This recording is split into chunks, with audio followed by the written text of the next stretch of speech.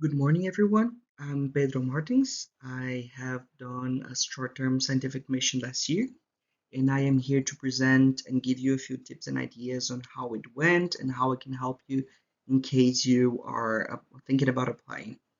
So I would like to thanks for the COREnet group for the opportunity of presenting my results and opportunity, of course, to go into my short-term scientific mission.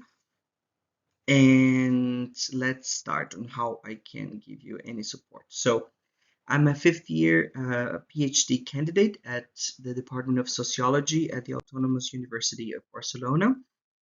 I have done also a visiting research at the University of Witwatersrand in South Africa.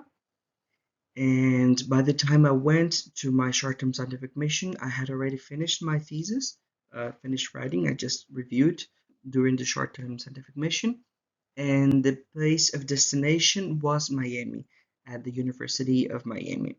So I research queer and trans migration from Brazil to Portugal and Spain. Portugal and Spain are one of the most important diasporas of Brazilians in the world. So my dissertation was about queer and trans Brazilians to Portugal and Spain. I am Brazilian myself as well. Many of those migrants, LGBT migrants, coming in the past years, have been running away from religious persecution and religious intolerance, especially participants with a background on Afro-Brazilian religions like Umbanda and Candomblé. There have been a lot of persecution against those migrants, against those people from those beliefs by neo-Pentecostal churches, which is the name that we call them in Brazil, uh, which are big churches with some intolerant discourses against queer and trans people and against African Brazilian religions. So one of the biggest examples of these ultra religious discourses was the President Bolsonaro, who was in the seat of Brazilian executive power between 2019 and 2022. Many of those migrants left Brazil because they felt threatened by Bolsonaro, by his ideas. Those ideas were mostly influenced by some ultra religious behavior against any sort of queerness, against trans people, and against any religious diversity in the country as well. Brazil is a secular country, it's a secular republic, and it's a country with a very large ethnic diversity and religious diversity. But the neo-Pentecostal churches, they have been gaining a lot of mediatic power on TV, radio, social media, and they have been attacking queer people, black people, and and sexual diversities in general. So it has caused a big wave of Brazilians trying to leave the country. Portugal and Spain are one of the um, first choices, let's say, of Brazilians due to the language, which is it's the same language in Portugal, and it's very easy to understand Spanish if you're Brazilian. Easiness for visa access as well. But the biggest diaspora of Brazilians in the world is in the United States, in the Boston region and Miami region, so Massachusetts and Florida. These are the biggest diasporas.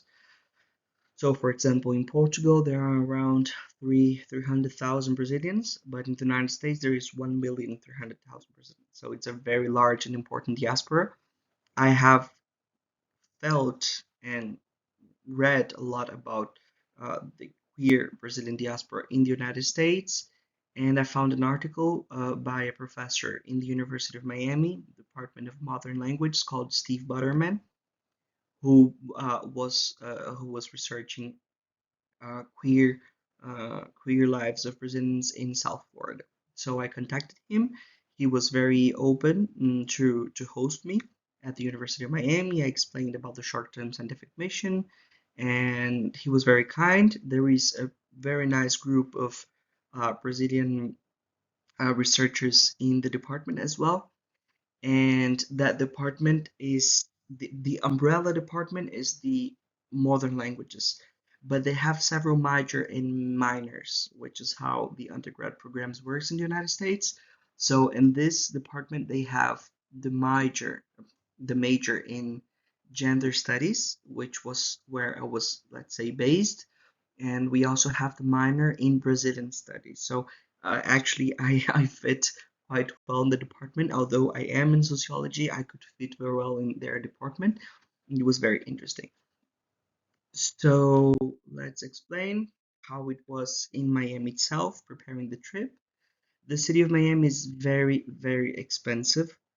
It was very challenging to fit the budget in the city. It's a very generous scholarship, so that's 3,000 euros, and it would be impossible to go without such a generous scholarship. But still, the prices of the United States is it's really expensive. At least for me, they were really expensive. So Miami, more or less, is the double of Madrid, where I live right now. So it's a double of prices in Madrid, and maybe I don't know, could be similar in Europe to Switzerland or London, perhaps, but even more, I would say. So it's challenging. The flights are not expensive. I could go to the United States and apply for the United States because it is part of the COST Action as a partnership. So I think it was not a problem to apply for them.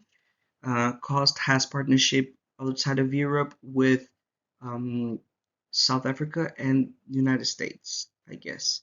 So you have to take a look of the countries where you can apply as well. And remember that COST has nothing to do with the European Union in terms of membership. So take a look at the full members of the COST Association. So well, anyway, I went to the United States. The flights were fine, but I was in an Airbnb that costed almost 2,000 euros, just the Airbnb. And it's difficult to commute in a city like Miami. It's a very large city with a vibrant Latino community. It's very interesting to research Latinos in the city of Miami. 70% of um, the the ethnic groups of Miami are Latinos and Latinas, and it's a melting pot of Cubans, Venezuelans, Brazilians, Colombians, Chileans, Argentines. So it's very very nice. You can see a lot about the queer migration and the religious diversity in the city of Miami. It's a very vibrant city as well, and it's a good place to study, but it is expensive. It's going to the United States requires a lot of planning, and of course that applies for any country. Also, take in consideration cost of flights, cost of an Airbnb, a room, etc., and also cost of travel insurance. I consider that very important, even within Europe, even if you have an European health card. I think if you travel, we need to have health insurance to make sure that nothing bad would happen with you and your belongings as well. It's not just about you, but also about your suitcase. So my travel insurance was about for 400 euros for a month, more or less. So that's the city of Miami. And the University of Miami is a private university. It's one of the best universities in Florida. It was very interesting to see the diversity of students. They have an incredible consciousness of intersectionality, of gender, of race, ethnicity. Um, it's incredible to talk to them about intersectionality. They know a lot about the genocide of Black people in Brazil and the United States. They have a lot of care about migrant and about gender and queer studies, at least in the major that I was teaching. It was the major in gender studies.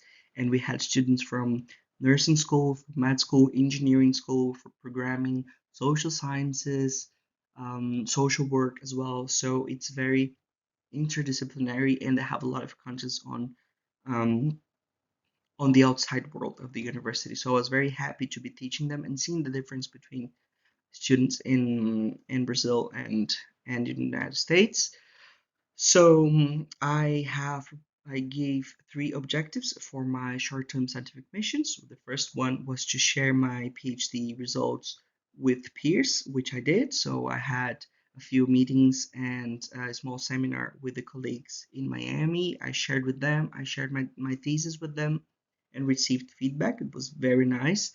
The second one was teaching, and I taught for 2 courses for the minor in Brazilian studies and Brazilian language in Portuguese. So I presented my thesis in Portuguese for the students who have advanced level in Brazilian Portuguese. It's not a very easy language. And I also presented for the major in gender studies, which is the picture that you see on the top. It was an amazing class. It had 50, more than 50 students in the classroom because we had 35 seats. Some of them were sitting on the floor, so maybe 50 students attended. They gave me a good feedback at the end. I presented not only my thesis, but also who are queer migrants and who are queer migrants from the Global South. And the third objective was to write an article, which is something that is work in progress right now. I met a good colleague from the department. She's also Brazilian and she's also studying migration, but through gender and feminist view critique. And we are trying to write together and publish in Spanish or Portuguese. So it's something that I believe will give some fruits in the future. So that's it. That's my short-term scientific mission. Always remember to plan your budget accordingly and always remember to create objectives. I would recommend 3 or more objectives that you can prove, that you can complete, and that you can prove you completed. And at the end, you'll do a report. This report will have it needs to have your boarding pass, your booking, some proof that you traveled, document with pictures, with videos. All of that is very important. I wrote a blog post as well for there was a blog post for COREnet website for my short-term scientific mission, and try to keep in contact with the university that you go, because that's the future. I mean, that's caring about our future and future collaborations, maybe a postdoc opportunity, who knows. PhD is a very lonely journey. Academia in general can be very lonely, and I think that's a great opportunity to meet people, to help people, to be with students from different backgrounds, and to travel a little bit. So thank you for watching. I'm sorry that I could not be with you. I'm traveling, and I have a flight exactly at the moment of the meeting. But feel free to reach me out and ask any questions. I'll be happy to help.